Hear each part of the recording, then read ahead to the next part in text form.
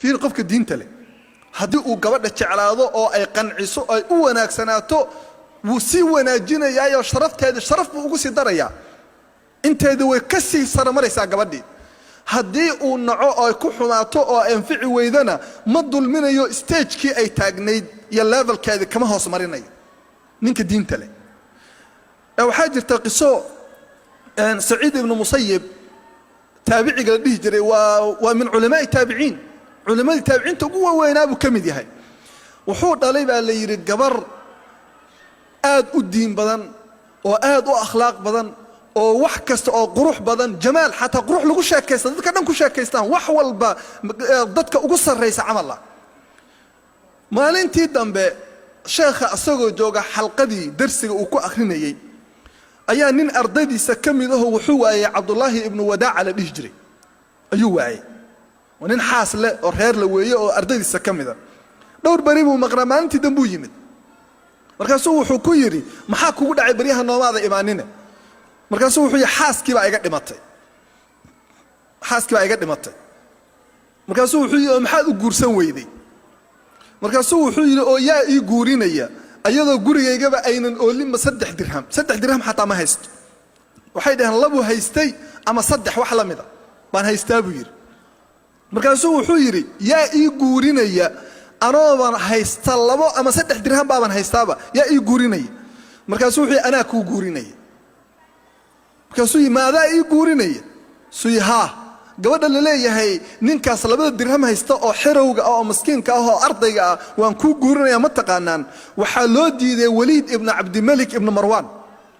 wa khaliifkii muslimiinta umawiyiinta oo adduunka khilaafadii muslimiinta ugu awood bandeed ah wiilku dhalay baa loo diiday maal iyo sharaf iyo magac iyo madaxtinimo ayaa soo doonatay markaasuu abeed wuxuu mar raba idhaaf kuma siinay gabadhayda wuu diiday sababta diin ma lahayn nin dawlad iyo siyaasad iyo maamul ku dhex jiro ahaayo aan diinta markaas culimanimo iyo diin aan lagu tuhmayn kaasuu wixii ana ku guurinay ma gabadhii Waliid ibn Abd Malik loo diiday ii guurinaysa oo magaalada dhan laga yaqaano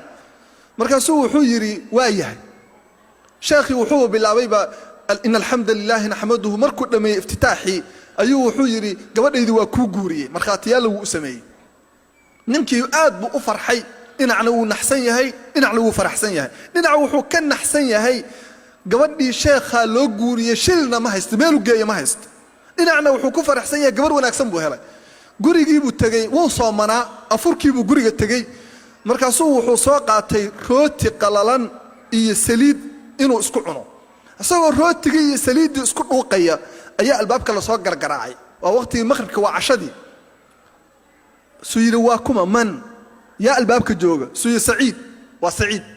وحير وحا مسكحيدا كسو دعday intii سعيد aan aqaanay magaalada ya maskaxayda kusoo dhacday tolo سعيد kan waa kee سعيد ibn Musayyib waligiiba maskaxayda kuma soo dhicinba sheekhiba gurigaaga imaanaya oo wuxuu waligay kuma arag gurigiisa iyo masaajidka meel ka baxsan markaas waxaan iribi سعيد ka waa سعيد ibn Musayyib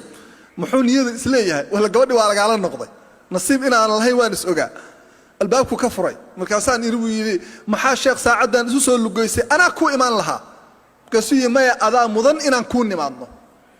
مركزا وحو يري مركزا يروي محا دنتا ساعدان ليدهن كو غدا شيخ دنتان كو غدا وا maxay dhinacna uu baqaya markaasuu yiri waxaan ogaa inaad doob tahay oo naagtii xaaskii ka dhimatayo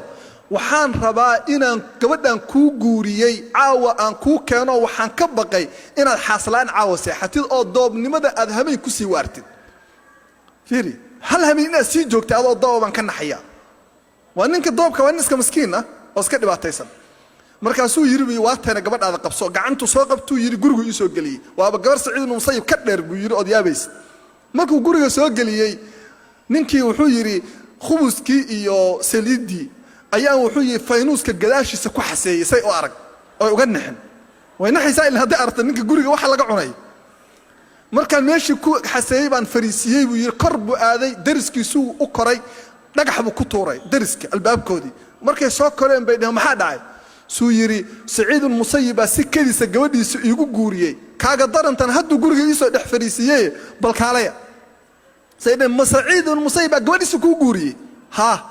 fiir waa diin wuxuu raadina Saciid ibn Musayyib waa diin gabadha diin baa loo raadinayaa akhlaaq baa loo raadinayaa markaasuu wuxuu yiri hooyaday baa maqashay oo waxay tiri 3 bari ilaa aan soo hagaajiyo walla inaad gabadhan la aqal galayn